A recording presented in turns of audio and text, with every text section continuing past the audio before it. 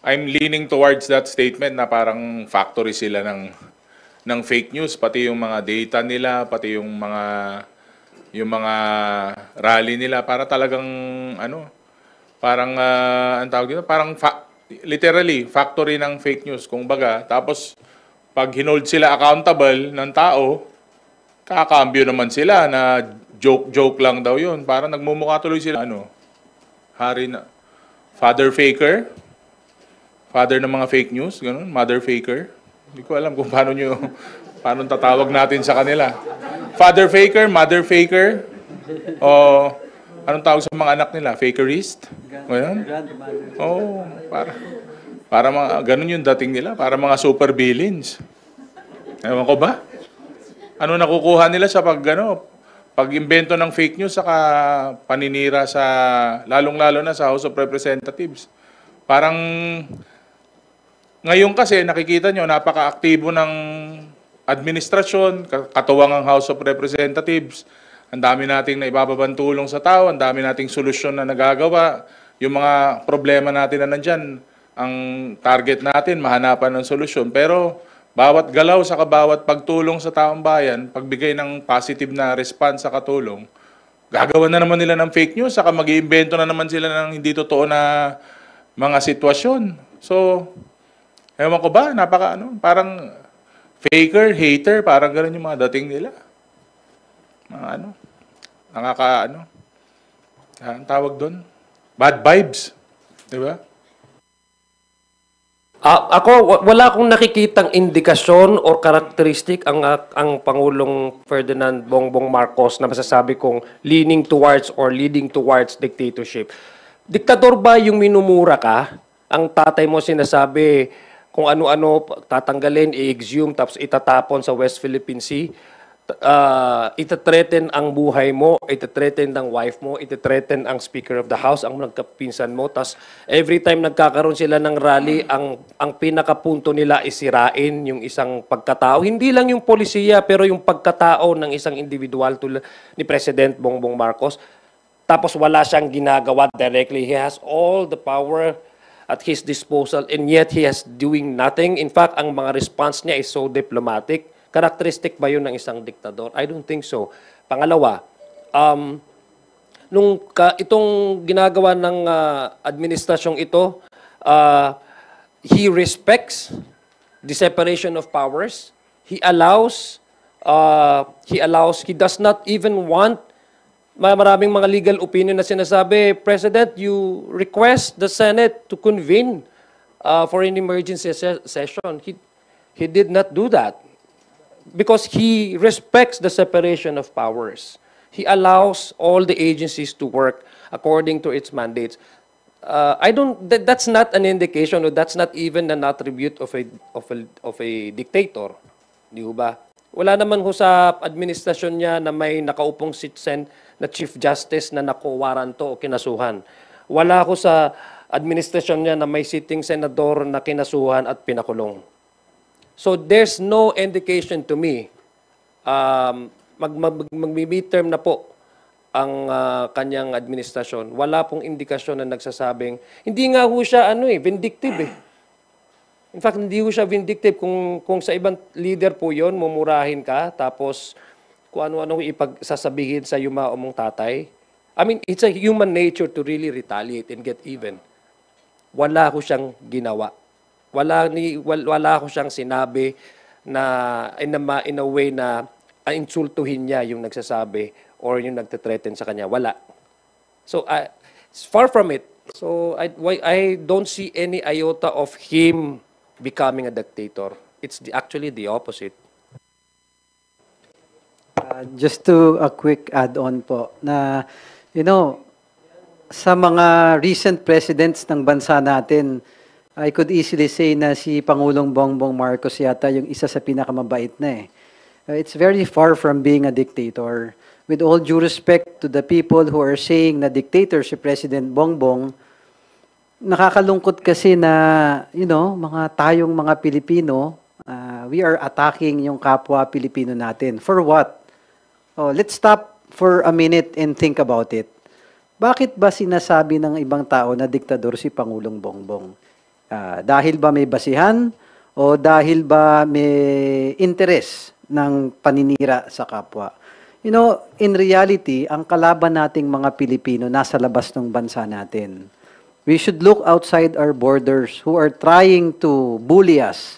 Yung mga ibang bansa na nagsasamantala sa atin, and people and Filipinos who help, who support these other countries bullying us, yun yung dapat nating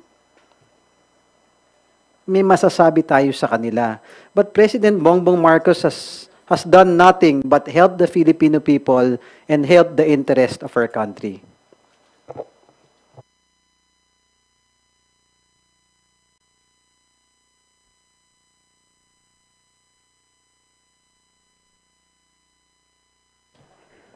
Thank you, Mela.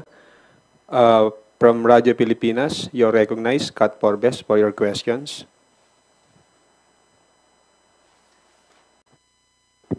Good morning po. Itanong ko lang po sana yung reaction po ninyo na recently po naging very active si CIDG Chief Nicanor Torre, Nicolas Torre. Una, yung pag-file po niya na reklamo laban sa isang Cebu-based vlogger na nagpakalat ng maling impormasyon na siya daw ay na-ospital. At pangalawa po yung kanya rin pong maigting po no, na kanyang pag-file din po ng kaso laban kay former President Duterte. Doon naman po sa pag-threat niya sa mga senador na sinasabi niya ipapasabugin. Ano po ang inyong reaction dito? Karapatan po niya yun. Karapatan po ni General Torre yun. Sabi ko nga, kung ako rin siguro yung nasa lugar niya at sinabing nasa ospital ako, na may mga possible threats sa family ko, ay hindi ako magdadalawang isip na gawin din yung ginawa niya. Kasi they're stepping over lines of ethics and morality itong mga tao na to. Nakakalungkot na may mga bayaran na tao na ganyan. At para silang mga walang sariling pamilya at they're willing to go to miles of desperation para lang makasira ng ibang tao. So, kung ako rin nasa lugar niya, malamang ganun din ang ginawa ko. Just to add on, I think General Torres just being proactive in doing his job. We would want our law enforcement heads to, be proactive. So, kudos to General Torres.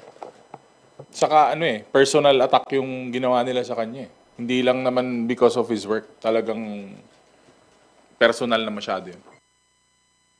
Ako, I would support General Torre sa ginawa niya. Let's test the law. Let's allow the courts to do its to work according to its according doon sa dapat na gawin. Kasi instead na magbangayan tayo sa social media, meron talagang legal means na pwede nating gamitin para labanan itong mga fake news na ito. Lalong-lalo na pag ang mga balita ay nagsasabing kumbaga it's causing damage credibility-wise to the person. So I commend and I support General Torre for showing us and displaying to the world, to the Filipino, that no one is above the law and we are governed by laws. There are courts that have to work on cases that demeans and discredit and defame the credibility, attacking the reputation of individual na hindi naman tama at hindi naman totoo.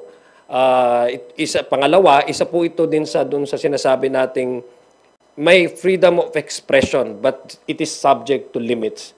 May cyber libel, may libel po na kaso. So, panawagan, malaking panawagan din ito doon sa mga peddlers ng fake news.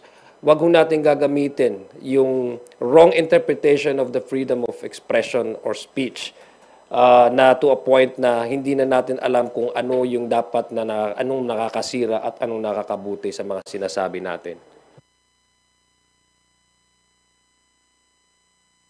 Thank you, Kat. Next questions will come from Earl Tobias of IBC 13. Good morning, Kongs. Sundan ko lang po yung tanong ni Ate Mela concerning FPRRD statement pa rin po. Yung pag-i-impeach daw po kay VP Sara Duterte ay isang political move dahil kung hindi daw bababa, pumupusta raw po si dating Pangulong Duterte na magma-martial law si Pangulong Marcos para hindi siya mapalitan na sa presidente, at yung pag-i-impeach daw kay VP Sara isa na ring hakbang para pilayan daw yung kanyang anak sa pagtakbo sa 2028 elections. Reactions po.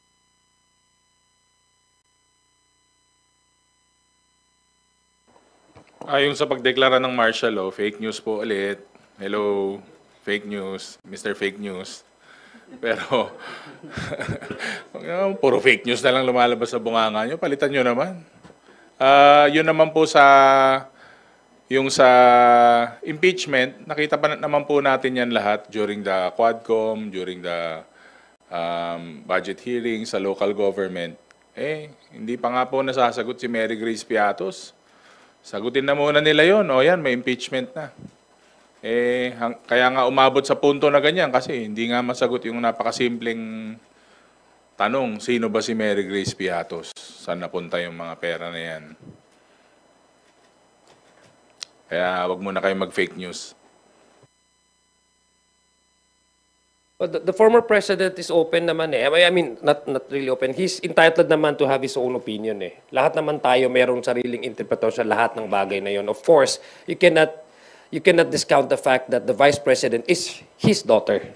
So talagang sasabihin niya yun whatever is possible, whatever reasons that he may think behind itong impeachment. But the impeachment, if we go to the merits of the case, 215 complainants, members of this House, said that the VP deserves a day in court.